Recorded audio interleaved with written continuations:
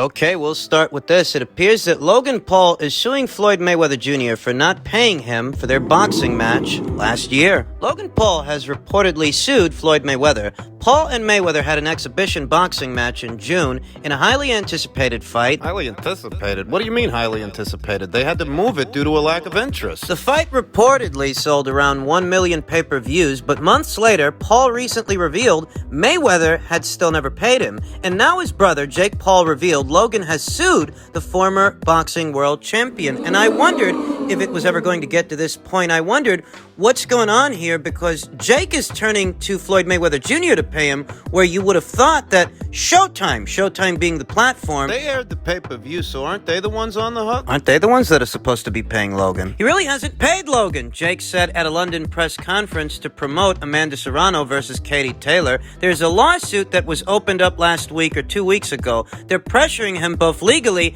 and behind the scenes, but it's embarrassing for Floyd Money Mayweather to not have enough money to pay my brother. At this time, Mayweather has not publicly commented on him apparently not paying Paul, and whether or not he will is also uncertain. However, if he truly hasn't paid the YouTuber, this lawsuit will be interesting, as Paul is finally getting fed up with not getting paid. Still trying to understand what kind of arrangement they had to where it's Floyd that has to pay Jake and not Showtime. In the fight, Logan Paul also put up a good showing as he went all 8 rounds. Although no winner was announced, Paul did better than many thought, and he claimed he retired Floyd Mayweather.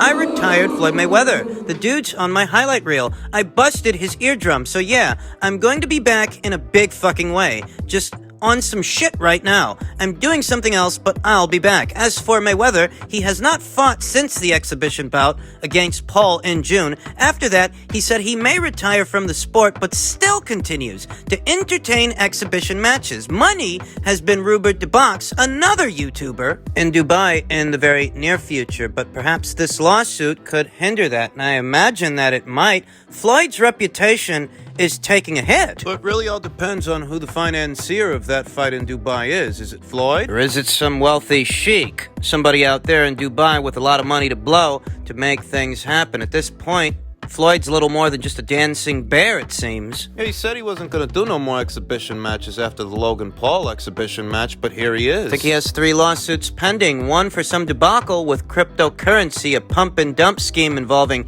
him and Kim Kardashian, some advertising that they might have done for a particular cryptocurrency. I'm not sure. We know he's got that ticket scalping fiasco. Yeah, we talked about that here on the channel. And this would be the 3rd lawsuit he has pending. And I reiterate, I wondered if Logan Paul would resort to taking Floyd to court, since he's been griping for weeks, months it seems, that Floyd owes him money. I don't know what kind of arrangement they had to where Floyd would be the one that's on the hook for paying Logan Paul. I would have thought that Showtime, the network that aired the pay-per-view, I would have thought they were the ones on the hook for paying Logan. Seems like Floyd Mayweather's doing a lot of bad business. Having 2 social media influencers, 2 YouTubers, dragging his name in the mud like this, when Floyd likes to pride himself on his business savvy, his business prowess, making smart investments. How smart is it to have Logan Paul running around telling every man, woman, and his dog that you owe him money? Cryptocurrency scams. Ticket scalping, gel blasters. How many social media influencers do you think are going to want to do any kind of business with Floyd Mayweather Jr. moving forward, so long as Logan Paul keeps airing out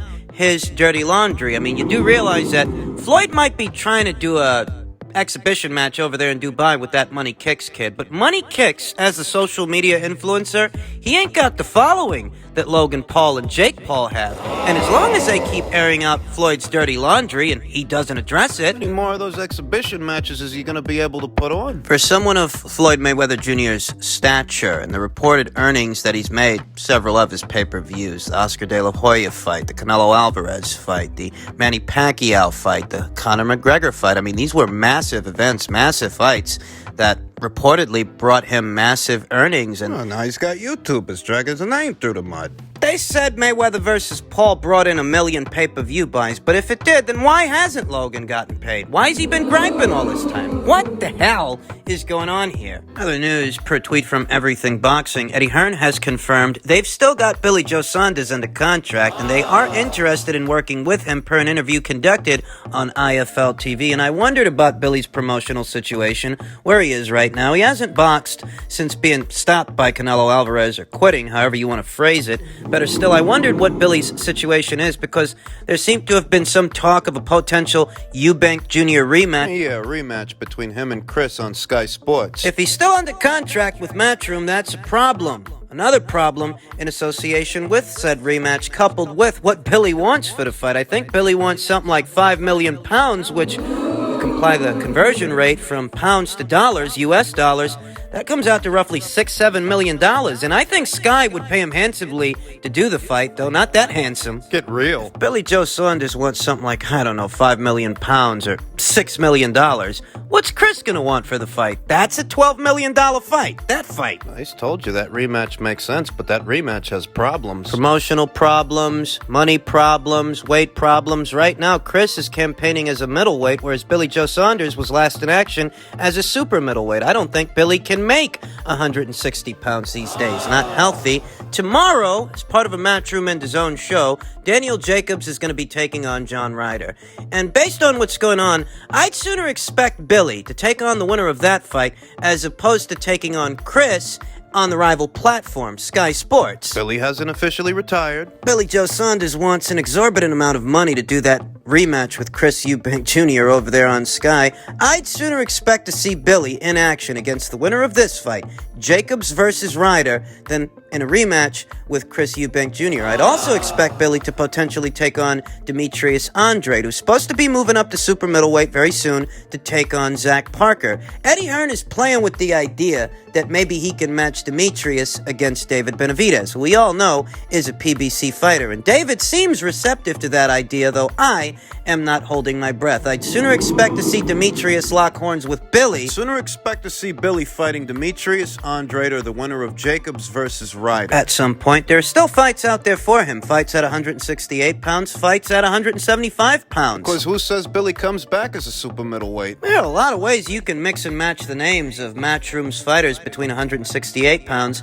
and 175 pounds. We know that former WBA super middleweight champion Callum Smith, he has since moved up to light heavyweight. Perhaps Billy will follow on a similar path, take a similar route. Maybe he goes up there. Yeah, in a battle with the former super middleweight champions. If Billy Joe Saunders has not officially retired yet, and he intends to continue his professional boxing career, Matchroom has more options for him than Sky Sports does. That's just the truth of it. Just in keeping with the theme of all things Matchroom, Eddie Hearn on criticism of Conor Benn versus Chris Van Heerden. I think it's a really good fight. It's a southpaw. Van Heerden's very tough. It was okay for him to headline versus Jaron Ennis in his last fight, but it's not okay for him to fight Conor Benn.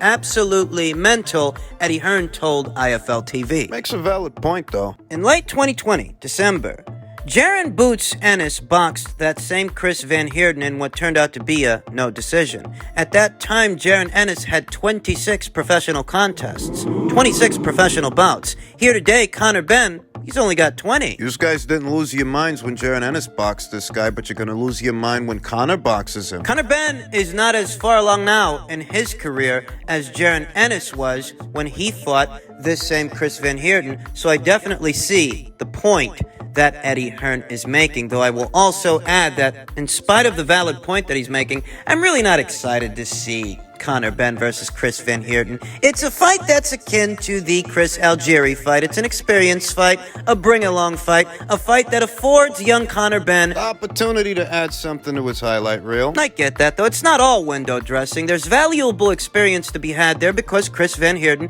he is a southpaw. Those are the kind of experiences that a developing fighter needs. So I get it. I do. I'm not overly critical, though I'm not going to sugarcoat it either.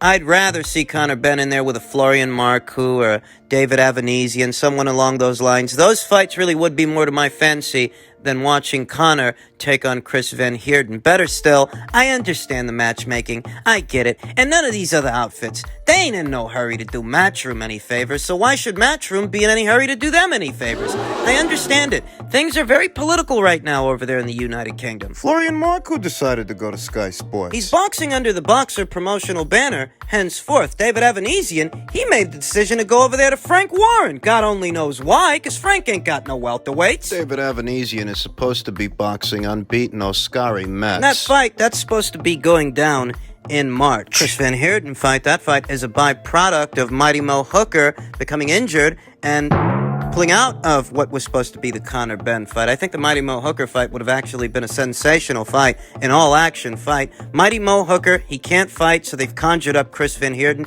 It just is what it is in one of the most political divisions in boxing, the welterweight division. Other news, a story I'm sure is grabbing a lot of attention by now. Ryan Garcia announced that he's now training with Joe Goosen and has parted ways with Eddie Reynoso. Ryan chose to be classy in his explanation. His public statement as to who's going to be training him moving forward, he didn't express any ill will towards Eddie Reynoso and the Reynoso gym. There don't appear to be any hard feelings, though something must have happened that he's now deciding. Wait a minute, who says he made that decision? What if that decision was made for him? Ryan stated, "I'm excited to announce that I will now be working with Hall of Fame trainer Joe Goosen. In addition to my father, Henry Garcia, Joe's legendary career spans several decades, working with championship fighters. I worked with Joe when I was growing up, and the two of us have maintained a great relationship over the years. I can't wait to pick back up where we left off and to continue this journey together. I'll now be working out of my own gym, Fierce King in San Diego, and my goal remains the same,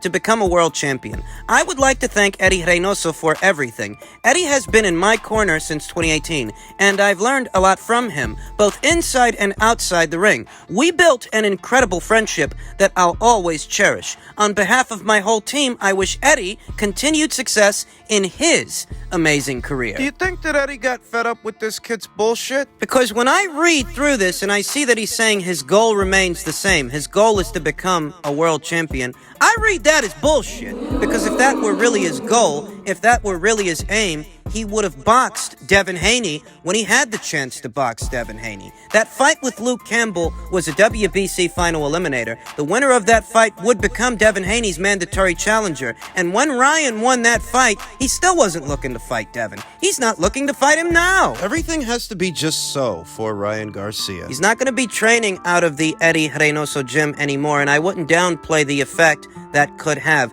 Training in an environment like that, alongside Andy Ruiz, Frankie Sanchez, Oscar Valdez, Canelo Alvarez, not being exposed to those fighters. They say that iron sharpens iron. That's what they say, and I don't get the sense that at Ryan's Fierce King gym in San Diego, he'll get the same exposure, the benefits of it, that he was getting fighting out of the Reynoso gym. Ryan Garcia is very unstable. I've been telling you guys that for a while. Unstable in terms of a professional boxing career. This is a guy who's not a world champion yet, but he already thinks himself a peacock, a guy who's arrived when in reality... How many fights has he pulled out of now? How many issues has he had in his boxing career, having not yet boxed for a full-fledged world title? Money issues, anxiety issues. It's been a year since he last fought. I've lost count of how many problems Ryan Garcia and Ryan Garcia's fights have had over the years, because there always seems to be some kind of a problem. And I'm not trying to kick the kid when he's down or lambast him. I'm just saying that when I see that proliferation of issues, I don't think it's at all conducive towards a professional boxing career. It's not encouraging. It's not encouraging at all. You remember when Canelo Alvarez questioned his work ethic? His discipline. Ryan Garcia's.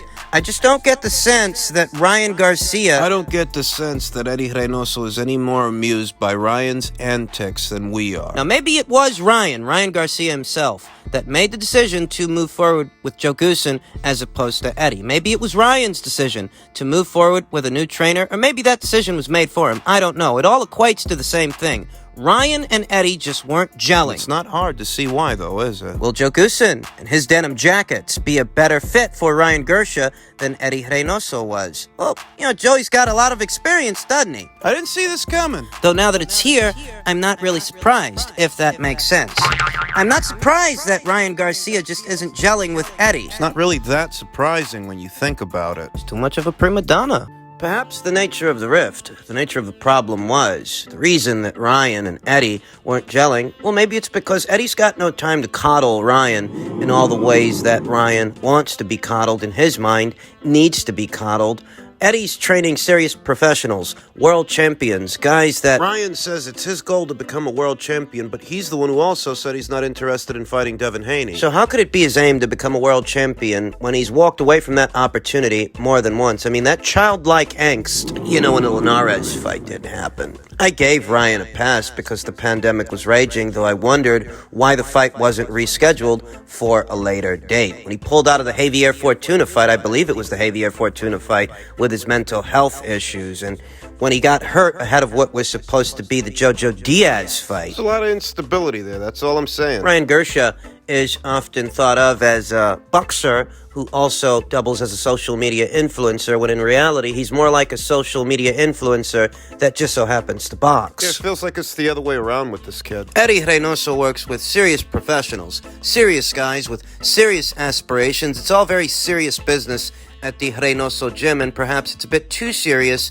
for Ryan Garcia, who wants... I don't know, it just feels like he needs for everything to be just so. So while I didn't see this split coming, now that it's here, I'm not surprised, given what we've been seeing from Ryan Garcia the last 2.5 years. I'm not surprised that... Not surprised things aren't working out. This kid's too unstable. I remember that Canelo Alvarez himself said Ryan needs more discipline. One fighter who was fighting out of the Reynoso gym for a little while, Luis Nery, former champion Luis Nery, he was a guy who I characterized as undisciplined. He always seemed undisciplined to me. He ended up leaving the Reynoso gym the same way we're hearing now that Ryan Garcia has left the Reynoso gym. I don't think that's a coincidence. I think that's a common denominator between them. A lack of discipline from Luis Nery, and a lack of discipline from Ryan Garcia. Thus, the Reynoso gym, Eddie Reynoso, is not a good fit for him. A little over 3 years after that partnership first formed. It's not working out. The last 12 months of that partnership have amounted to virtually nothing due to Ryan's persistent issues. He's always got something going on. Oh, he's got a fucking problem. But he's got time for that shit.